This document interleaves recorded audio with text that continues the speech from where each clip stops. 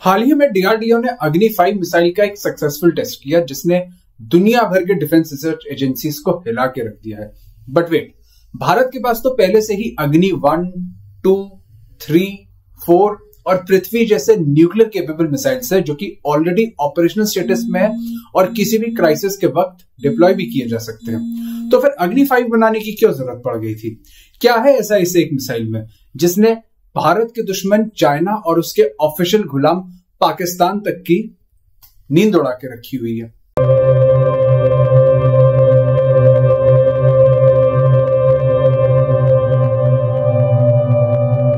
Hello viewers, मैं हूं अपूर्व और आप सबका स्वागत है मेरे चैनल अपूर्व फैक्ट एग्जैक्ट पे। आप व्यूअर्स में से जो भी मेरे चैनल पे नए हैं प्लीज मेरे चैनल को सब्सक्राइब करिएगा, बेल आइकन को दबाना बिल्कुल भी मत भूलिएगा ताकि कोई भी नोटिफिकेशन आप बिल्कुल भी ना मिस कर पाए। अग्नि की 5 मिसाइल सीरीज में अग्नि 5 एक आईसीबीएम यानी कि इंटरकॉन्टिनेंटल बैलिस्टिक मिसाइल है। आईसीबीएम मिसाइल्स वो होते हैं जिनकी रेंज 5500 किलोमीटर या उससे ऊपर की होती है। वैसे तो अग्नि की जितनी मिसाइल सीरीज है वो सब पाकिस्तान में तो कहीं भी टारगेट कर सकते हैं। फॉर एग्जाम्पल अग्नि 3 जैसे स्पेशली पाकिस्तान के अगेंस्ट डिजाइन किया गया था। लेकिन बात अगर चाइना की करूं तो चीजें थोड़ी सी डिफरेंट है। चाइना के पास डोंगफेंग मिसाइल सीरीज है जिनकी रेंज 10,000 to 12,000 किलोमीटर है जो कि भारत में कहीं भी टारगेट कर सकते हैं। लेकिन बात अगर भारत की जाए तो भारत की न्यूक्लियर कैपेबिलिटी अभी तक चाइना के सदर्न सिटीज तक की ही लिमिटेड थे, जिनमें शंघाई और ग्वांगजू जैसे सिटीज आते हैं। टू केटर टू दिस, अग्नि 5 एक गेम चेंजर मिसाइल है जिसकी गिरफ्त में हमारा ईस्टर्न पड़ोसी पूरी तरीके से आता है। ये वैसे हमारे देश के लिए बहुत ही गर्व की बात है क्योंकि यूएन सिक्योरिटी काउंसिल जिसके 5 permanent members for example US, Russia, UK, France और चाइना, ये एक लौते कंट्रीज थे जिनके पास आईसीबीएम कैपेबिलिटी थी। अब भारत भी एक आईसीबीएम कैपेबल कंट्री हो गया and the first country outside the UN security council to have an ICBM capability. Moreover, ये मिसाइल चाइना के अगेंस्ट भारत के लिए एक स्ट्रॉन्ग डेटरेंट का काम करेगा। लेकिन बात सिर्फ यहीं पे खत्म नहीं होती है। हमारे लिए ये जानना जरूरी है कि आखिर इस मिसाइल में ऐसा है क्या जिसमें चाइना जैसा स्ट्रॉन्ग एडवर्सरी इतना ज्यादा इंटरेस्ट ले रहा है टू दी एक्सटेंट कि उसने अपने एक स्पाई शिप को मालदीव कोस्ट के पास डिप्लॉय किया था इस मिसाइल की टेस्टिंग को मॉनिटर करने के लिए।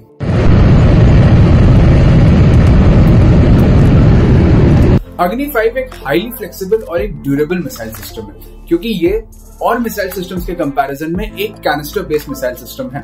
कैनिस्टर बेसिकली एक मिसाइल ट्यूब होता है जिसके अंदर मिसाइल को स्टोर किया जाता है जो इसे मोबिलिटी देता है, और ये वही सिस्टम है जिसे आप usually truck mounted missile systems में देखते हैं।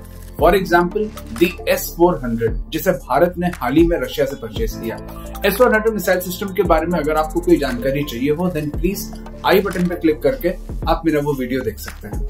एक कन्वेंशनल बैलिस्टिक मिसाइल सिस्टम के लिए मिसाइल साइलो जैसे लॉन्च साइट को डिजाइन एंड डेवलप करना पड़ता है जो कि एक कॉस्टली मेथड भी है, बल्कि इसे नॉन मोबाइल में बनाता है। इस नॉन मोबिलिटी का एक बहुत बड़ा डिसएडवांटेज ये है कि एनिमी इंटेलिजेंस को इसकी लोकेशन पता लग सकती है और हो सकता है वो कोई साबोटाज ऑपरेशन प्लान करे इस मिसाइल को डिसेबल करने के लिए। लेकिन एक कैनिस्टर बेस्ड लॉन्च सिस्टम हमारे देश को फ्लेक्सिबिलिटी देता है कि किसी भी टाइम कहीं भी मूव करके हम इस मिसाइल को लॉन्च कर सकते हैं। इसका एक बहुत बड़ा एडवांटेज ये है कि ये मेथड ना सिर्फ कॉस्ट इफेक्टिव है बल्कि हमारे दुश्मन देशों के लिए एक नाइटमेयर है क्योंकि इस मिसाइल की कांस्टेंट मूवमेंट की वजह से वो इसकी एग्जैक्ट लोकेशन को कभी आइडेंटिफाई ही नहीं कर पाएंगे।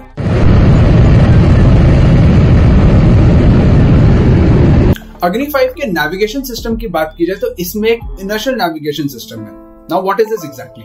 वेल, अगर मैं आप सबको इसे टेक्निकली एक्सप्लेन करूंगा देन आप सब कंफ्यूज हो जाएंगे क्योंकि मेरे लिए भी इसको समझना आसान काम नहीं था।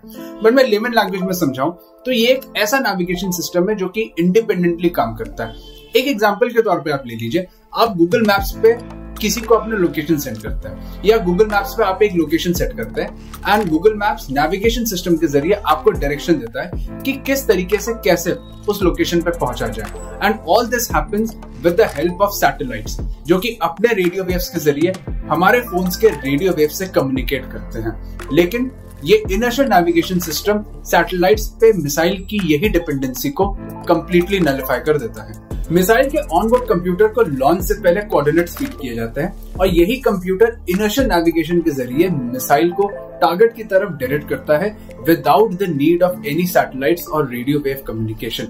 इसका एक बिग एडवांटेज ये होता है कि अगर एनिमी ने हमारे देश के मिलिट्री इंस्टॉलेशंस पे अटैक कर दिया या हमारे रेडार स्टेशन को डिस्ट्रॉय कर दिया, हमारे मिलिट्री के लाइन ऑफ कम्युनिकेशन को तोड़ दिया, तब भी इस मिसाइल को लॉन्च करने की कैपेबिलिटी हमारे पास है।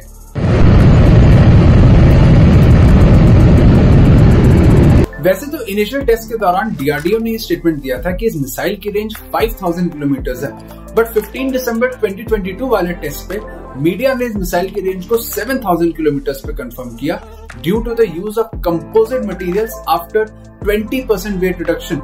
लेकिन इस इमेज को देख के आप खुद अंदाजा लगा सकते हैं that even with 5500 kilometre range ये मिसाइल चाइना के किसी भी पार्ट को टारगेट कर सकता है, but now with 7000 kilometre range ये मिसाइल अब यूरोप के भी कुछ पार्ट्स को टारगेट कर सकता है। लेकिन इन मिसाइल्स की एक्चुअल रेंज को क्लासिफाइड रखा जाता है due to diplomatic and national security reason.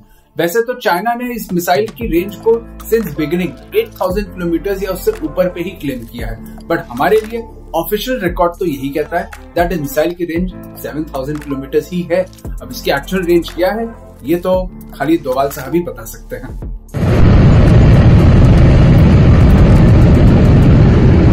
अब बात मैं करूं इस मिसाइल की टॉप स्पीड के बारे में, तो ये एक 3 स्टेज मिसाइल सिस्टम है जो कि एक स्पेस रॉकेट की तरह अपर एटमॉस्फेयर में जाता है आफ्टर सेवरल स्टेज सेपरेशन, और जहां फाइनल स्टेज में सारे न्यूक्लियर वॉरहेड्स एटमॉस्फेयर में री एंट्री करते हैं, moving towards the designated targets at speeds of mach 25 which is 36,000 kilometres per hour. 36,000 kilometres per hour, I mean that is beyond insane. किसी भी देश की एयर डिफेंस सिस्टम के लिए इतनी हाई स्पीड का interception is very very difficult.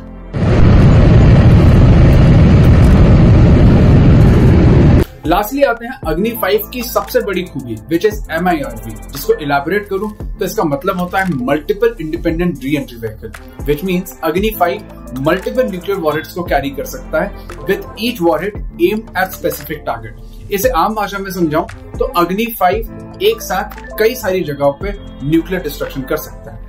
Russia और USA के पास जो MIRV मिसाइल्स है वो एक साथ 10 न्यूक्लियर वॉरहेड्स को कैरी कर सकते हैं, एंड नाउ ये दोनों देश एक ऐसे मिसाइल पे काम कर रहे हैं जो एक साथ 20 न्यूक्लियर वॉरहेड्स को कैरी कर सके। वही बात अग्नि 5 की करें तो इस मिसाइल में टोटल 5 न्यूक्लियर वॉरहेड्स कैरी किए जा सकते हैं, विच मींस 5 न्यूक्लियर लॉन्चेस का काम ये मिसाइल एक ही लॉन्च में कर देगा। नॉट ओनली दिस, MIRV दुनिया भर के कई सारे मिसाइल डिफेंस सिस्टम्स के लिए किसी हेडेक से कम नहीं है। व्हाई? क्योंकि MIRV मिसाइल्स में कुछ डिकॉय वॉरहेड्स भी रखे जाते हैं, और ये डिकॉय वॉरहेड्स दुनिया के किसी भी एनिमी कंट्री के मिसाइल डिफेंस सिस्टम को गुमराह करते हैं, और इन डिकॉय वॉरहेड्स में जो एक्चुअल वॉरहेड है वो एक्चुअल वॉरहेड अपने टारगेट की तरफ जाके अपना काम करते हैं। अब आते हैं कुछ क्वेश्चंस पे जो इस मिसाइल टेस्ट की वजह से रेज होते हैं। तो पहला सवाल ये रेज होता है कि भला इस मिसाइल टेस्ट से भारत को क्या फायदा हो सकता है और इससे भारत क्या साबित करना चाहता है। वेल, न्यूक्लियर वॉर जैसी चीज कोई भी देश नहीं चाहेगा, भारत भी न्यूक्लियर वॉर नहीं चाहता है, क्योंकि हिरोशिमा और नागासाकी बॉम्बिंग्स के बाद जो सर्वाइवर्स थे उन सर्वाइवर्स की फैमिली में आज भी कई तरीके के जेनेटिक डिफेक्ट्स देखे जा सकते हैं। Nuclear missiles are only for deterrence purposes, they are not for offensive purposes, ताकि हमारे दुश्मन देश हमें हल्के में ना ले और हमारे किसी शहर को एक न्यूक्लियर वेपन की मार ना झेलनी पड़े।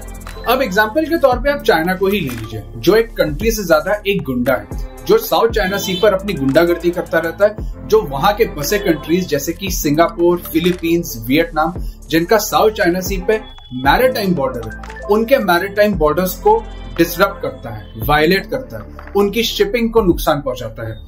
ऐसे गुंडे को लिमिट में रखने के लिए ये मिसाइल्स बहुत कारगर होते हैं, क्योंकि हिंदी में एक कहावत है, शक्ति ही शक्ति का सम्मान करती है। नेक्स्ट क्वेश्चन ये रेज होता है कि आखिर अग्नि 5 हमारे दुश्मनों पे क्या असर डालेगा। वेल, इसकी शुरुआत मैं करता हूं पाकिस्तान से, जो कि एक आर्म्स रेस में लगा हुआ है भारत के against in spite of their economy running in minus. 1974 में जब भारत ने अपना पहला सक्सेसफुल न्यूक्लियर टेस्ट किया था, ऑपरेशन स्माइलिंग बुद्धा, तब के पाकिस्तानी पीएम जुल्फिकार अली भुट्टो ने कहा था that we will get our atom bomb even if the people of Pakistan will have to eat grass. और आज की डेट में वही हो रहा है। पाकिस्तान के लोगों के पास बेसिक खाना तक खरीदने के पैसे नहीं है, still Pakistan will go out of its way to develop MIRV technology for its nuclear missiles. The same thing जो आज नॉर्थ कोरिया कर रहा है। वही बात चाइना की करूं तो चाइना के लिए भी ये एक मैटर ऑफ कंसर्न है, क्योंकि पहले भारत की स्ट्राइकिंग रेंज में वहां के सदर्न पार्ट्स आते थे जिसमें शंघाई और ग्वांगजू जैसे सिटीज है, लेकिन अब अग्नि 5 के बाद से चाइना का पूरा चाइना भारत की स्ट्राइकिंग रेंज में आ गया है, जिसमें चाइना का कैपिटल बीजिंग भी है। चाइना क्योंकि यूएन सिक्योरिटी काउंसिल का मेंबर है, तो चाइना अपनी पावरफुल पोजीशन को यूएनओ में यूज करके भारत के लिए रोड ब्लॉक्स खड़े कर सकता है, जिसका एक एग्जांपल है न्यूक्लियर सप्लायर्स ग्रुप में भारत की एंट्री को बार बार रोकना। आखिरी सवाल, क्या हमें भारत चाइना के बीच एक न्यूक्लियर वॉर की पॉसिबिलिटी को लेकर वरिड होना चाहिए? अगर भारत का न्यूक्लियर डॉक्ट्रिन मैं बताऊं तो हमारा न्यूक्लियर डॉक्ट्रिन साफ साफ कहता है no first use policy of nuclear weapons. इन वेपन्स का इस्तेमाल खाली रिटेलिएशन पे होगा अगर हमारे दुश्मन ने हम पे nuclear weapon of any type का यूसेज किया है। एंड अस्टोनिशिंगली चाइना का न्यूक्लियर डॉक्ट्रिन भी एग्जैक्टली यही बात कहता है। ऑब्वियसली एक रीजन है इसके पीछे, क्योंकि भारत और China they are economic giants, और ये दोनों देश ये बात अच्छे से समझते हैं कि किसी भी देश से न्यूक्लियर वॉर उन्हें सिवाय घाटे के और कुछ भी नहीं देगा। द सेम थिंग जो पाकिस्तान के बारे में नहीं कही जा सकती, जो एक इररिस्पॉन्सिबल न्यूक्लियर पावर की तरह बिहेव करता है, जिसकी डॉक्ट्रिन साफ साफ कहती है कि first use policy of nuclear weapons, और भारत को बार बार न्यूक्लियर वॉर की धमकी देता रहता है। सो मेरा कंक्लूजन ये है कि भारत और चाइना के बीच एक nuclear war is highly unlikely because of their nuclear doctrines being exactly the same. आप सबको क्या लगता है, क्या हमें भारत चाइना के बीच एक न्यूक्लियर वॉर की पॉसिबिलिटी को लेकर वरिड होना चाहिए? नीचे कमेंट सेक्शन में अपने अपने ओपिनियंस मुझे जरूर दीजिएगा। सो व्यूअर्स, आज की वीडियो में बस इतना ही। आई होप आप सबको मेरा ये वीडियो पसंद आया हो। आप सबका बहुत बहुत धन्यवाद मेरा ये वीडियो देखने के लिए।